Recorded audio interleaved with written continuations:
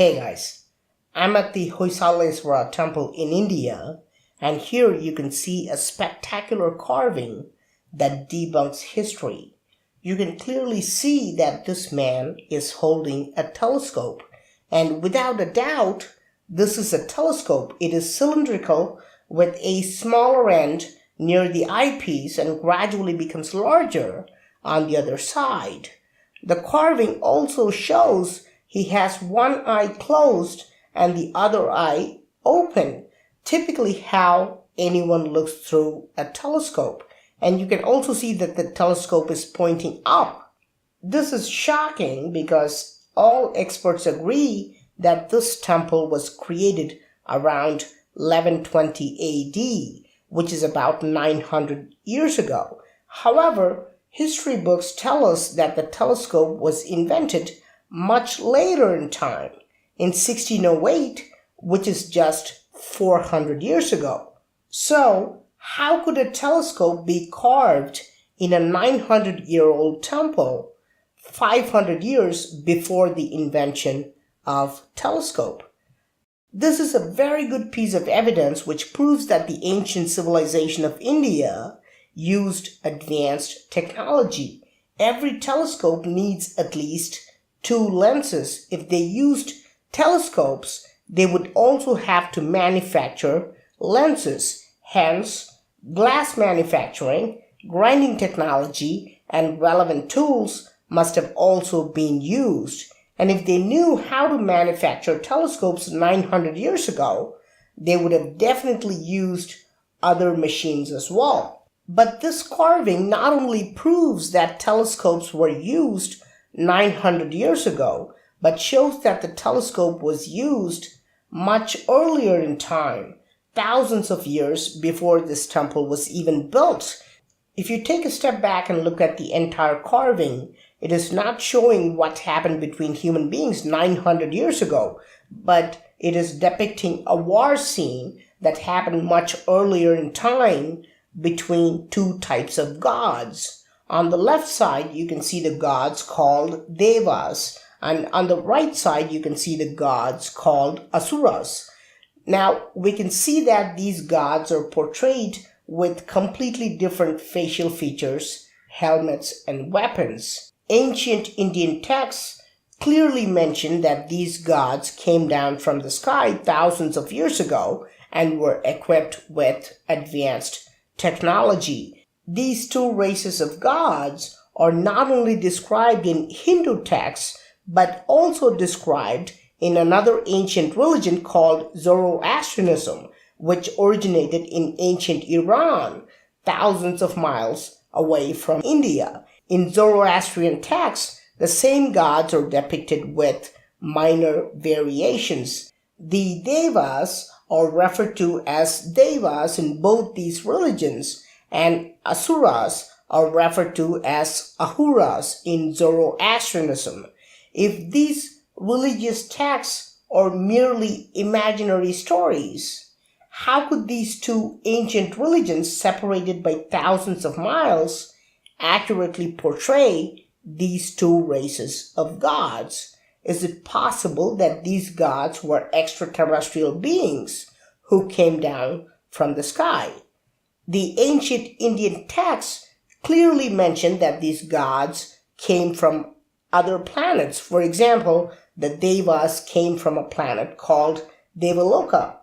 Today, we are able to land in Mars using a spacecraft. Did primitive human beings also witness these gods who came from other planets using vimanas or spacecrafts and used telescopes? How else can we explain this carving that shows a telescope 500 years before the modern invention? Is this why ancient Indian monuments show accurate portrayals of advanced machines? The brilliant monuments at Mahabalipuram, built 1300 years ago, show an accurate model of a stage rocket.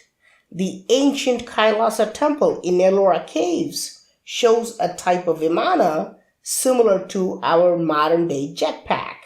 Why do we see this uncanny resemblance of our modern-day devices to ancient carvings?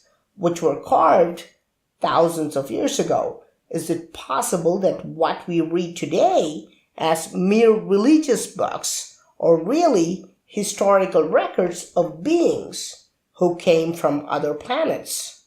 It is one thing to use a telescope for observing stars and planets, but if you look at this carving, it is clear that this is a battlefield.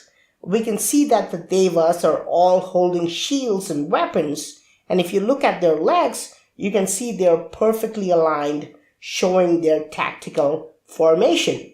So why would anyone need a telescope in a battlefield? Let's look to the right and see if we can find the answer to this question. Here's their leader shown on a chariot. It's a shame that this sculpture was destroyed by foreign invaders, so we can't see all the details, but we can see that this deva is holding a rod-like device which releases multiple missiles into the air. Today, we use the same technology. We call this equipment as multiple rocket launchers, capable of releasing many rockets at once. Again, if you compare the carvings of these missiles to our modern-day missiles, they look identical. In fact, ancient Indian texts clearly mention that gods used weapons called astras, which were more advanced than what we even have today. Many experts claim that astras simply mean arrows. However, the astras shown here clearly prove that they are not arrows. Arrows have to be long and thin to travel. These are too thick to be arrows. These carvings don't have a pointed edge. They have a rounded head like a modern-day missile. To the right of the missiles, we can see the asuras. Of course, the actual space between these two armies has been cut off because there's no way to show the actual distance in a single carving. When we understand the magnitude of the weapons, we can understand why this deva is using a telescope. The gods were not fighting with swords and spears. They were using missiles and aerial attacks in the warfare. So a telescope would have been necessary to look up and see if any vimanas or astras are being deployed by the enemy. Now, what would have happened when primitive human beings witnessed the arrival of these gods and watched them use these advanced gadgets? Eventually, the gods would have taught human beings how to create and use devices like the telescope. They would have taught human beings how to read and write. This explains why ancient Indian texts show a remarkable understanding of astronomy. These books give many surprising details about various planets and stars, and modern-day experts are quite confused as to how primitive people could obtain this kind of information. The answer is this: the primitive people were no longer primitive after they met their gods. They were using telescopes to observe and record their findings. Now, you can go through pages and pages about the history of telescope, and we don't find anything about India. In Wikipedia, there is a detailed history of telescopes, but nothing about this carving. Why? Am I really the first person to find this carving? If a guy like me who has spent just a few weeks looking at this temple and can find this information, there must have been many other historians and archaeologists who must have also noticed this carving. In fact, government archaeologists make a detailed note of each and every carving in these ancient temples. Why are they not telling the public that telescopes were used in India much earlier than 1608? If they do that, then they would have to agree that ancient India had a very advanced technology and vimanas and astras were not mere fiction. If they agree that telescopes were used in ancient times, they would also have to agree that other devices and machines were also used. In short, they would have to rewrite the history books. So they intentionally ignore these carvings to portray the ancient civilization as a primitive civilization.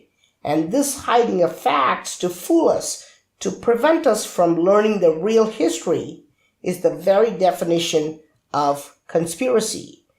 Experts can try to hide this information, but I hope you can share this video with your friends, because even if you disagree with everything else I've said, this carving debunks the history that telescope was invented just 400 years ago. I'm Praveen Mohan. Thanks a lot for watching. Don't forget to subscribe, and I'll talk to you soon. Bye.